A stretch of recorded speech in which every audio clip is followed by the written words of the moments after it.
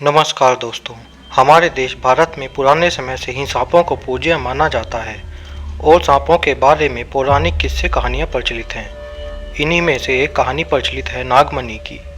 जी हाँ दोस्तों, भारत के अलावा अन्य देशों में भी माना जाता है कि जिस सांप की उम्र हजारों साल हो जाती है वह इच्छाधारी सांप में बदल जाता है और उसके मस्तक पर नागमणि आ जाती है और सांप नागमणि की रक्षा करता है। प्राचीन कथाओं के अनुसार यह नागमणि काफ़ी दुर्लभ और अमूल्य होती है और जिसके पास यह नागमणि आ जाती है वह अपनी हर इच्छा पूरी कर सकता है।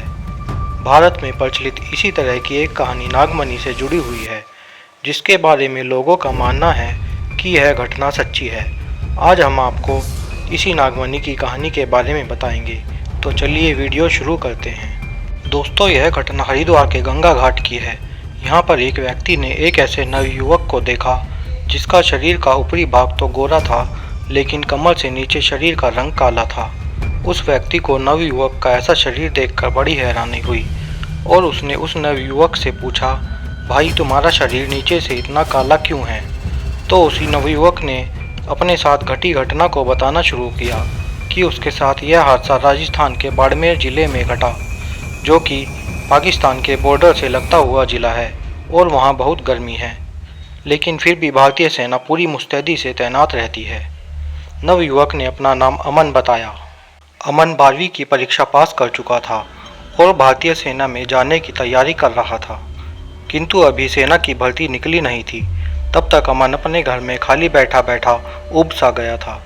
तभी अमन के गांव में एक दिन सपेरों की टोली आती है जिनके पास कई सारे सांप भी होते हैं। सपेरों की टोली बीन बजाकर सांपों को मंत्र मुग्ध कर देती है, जिसे देखकर गांव के लोगों को बहुत मजा आता है। अमन भी सपेरों का खेल देखने चला जाता है और सांपों को देखकर उसका मन अंदर ही अंदर बहुत रोमांचित होता है। अब जब भी सपेरे गांव में खेल दिखाने आते तो वह उनके साथ हो लेता और उनकी टोली के साथ ही रहता। धीरे धीरे उसका मन सांपों और सपेरों के बीच में लगने लगा और वह उनसे खूब घुल मिल भी गया। उसने सपेरों से तंत्र मंत्र विद्या और सांपों को काबू करने के मंत्र भी सीख लिए। तभी अचानक एक दिन सपेरा उसे नागमणि के बारे में बताता है कि जो सांप हजारों साल तक जीवित रहते हैं उनके पास नागमणि आ जाती है और यह इंसान की हर इच्छा को पूरा कर सकती है। सपेरे की बात सुनकर अमन का मन बहुत ही रोमांचित हो जाता है और वह सोचने लगता है कि अगर यह मणि उसे मिल जाए तो उसके सारे सपने पूरे हो जाएंगे। एक दिन अमन के चाचा उसे बताते हैं कि भारतीय सेना की भर्ती आ गई है और अमन भी भारतीय सेना में भर्ती होने के लिए फॉर्म भर देता है और अमन का चयन हो जाता है और उसकी पोस्टिंग राजस्थान के बाड़मेर ज़िले में हो जाती है, जो कि पाकिस्तान के बॉर्डर से लगता हुआ है। धीरे धीरे अमन सांप और सपेरों को भूल जाता है। एक दिन अमन अपनी सेना की टुकड़ी के साथ रात को बॉर्डर के पास गश्त कर रहा होता है। तभी उसे अंधेरे में दूर से कुछ चीज़ चमकती हुई दिखाई देती है। टुकड़ी के लोग घुसपैठिया समझकर चमकती हुई चीज़ की तरफ बढ़ने लगते हैं।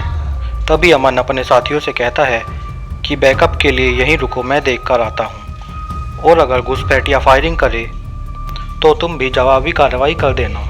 ऐसा कहकर अमन चमकती हुई चीज़ की तरफ बढ़ जाता है। घने अंधेरे में वह वहाँ पहुँचकर देखता है कि एक विशालकाय सांप उस चमकती हुई चीज़ की रोशनी की सहायता से कीड़े मकोड़ों का शिकार कर रहा होता है। उस चमकती हुई चीज़ को देखकर अमन समझ जाता है कि यह वही नागमणि है जिसके बारे में उसने सपेरों से सुना था। वह मन ही मन सोचता है कि अगर उसे यह नागमणि मिल जाए तो वह बहुत अमीर हो जाएगा। वह गोली से सांप को मारने की सोचता है, लेकिन गोली चलाने से उसके साथी भी वहां आ जाते।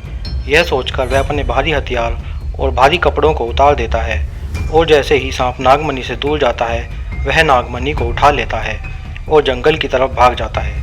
भागते भागते वह अपने पीछे देखता है कि वह भयंकर और विशालकाय सांप भी अपनी नागमणि को वापस पाने के लिए उसका पीछा कर रहा है। अमन अपनी पूरी ताकत से भागता भागता एक तालाब में उतर जाता है और सपेरे द्वारा दिया गया मंत्र को पढ़ने लगता है, जिस कारण सांप तालाब में नहीं उतर पाता और तालाब के किनारे पर ही रुक जाता है। वह सांप बहुत जोर जोर से अमन को देखकर फुंकारता है। अमन सोचता है कि उसने यह मणि बहुत मेहनत से हासिल की है, वह इसे हाथ से नहीं जाने देगा। तभी सांप जोर जोर से फुंकार मारकर अपने साथी सांपों को भी बुला लेता है। सभी सांप बहुत ही भयानक तरीके से फुंकारने लगते हैं, जिन्हें देखकर अमन की हालत खराब हो जाती है, किंतु अमन नागमणि को नहीं छोड़ता। तभी एक विशालकाय सांप जोर से फुंकार मारते हुए तालाब में अपने मुंह से कुछ उड़ेल देता है, जिसे देखकर अमन को बहुत हैरानी होती है। थोड़ी ही देर में अमन को महसूस होता है कि तालाब का पानी गर्म हो रहा है और कुछ ही मिनटों में तालाब का पानी बहुत उबलने लगता है, जिसके कारण अमन को जलन होने लगती है। और अमन सोचता है कि अगर वह तालाब से बाहर नहीं आया तो वह तालाब का गर्म पानी उसे जला देगा, इसलिए वह नागमणि को बाहर फेंक देता है। नागमणि को जमीन पर पड़ा देखकर सारे सांप नागमणि को उठाकर चले जाते हैं और धीरे धीरे तालाब का पानी भी सामान्य होने लगता है। अमन तालाब से बाहर आ जाता है और वहीं बेहोश होकर गिर जाता है। सुबह उठकर अमन को होश आता है। वह डॉक्टर के पास जाता है, लेकिन डॉक्टर अमन के कालेपन का इलाज नहीं कर पाते। तभी कोई व्यक्ति अमन को बताता है कि तीर्थ स्थलों में जाकर पवित्र जल से स्नान करने से ही यह कालापन जाएगा। तभी से अमन विभिन्न तीर्थ स्थलों पर जाता है और पवित्र जल से स्नान करता है। तभी उस व्यक्ति को वह नवयुवक मिलता है जिसका नाम अमन होता है, जहाँ से हमारी कहानी शुरू हुई थी। तो आज का वीडियो आपको कैसा लगा दोस्तों, कमेंट में ज़रूर बताएं। और अगर आप इस चैनल पर नए हैं तो वीडियो को लाइक और सब्सक्राइब करना न भूलें। धन्यवाद।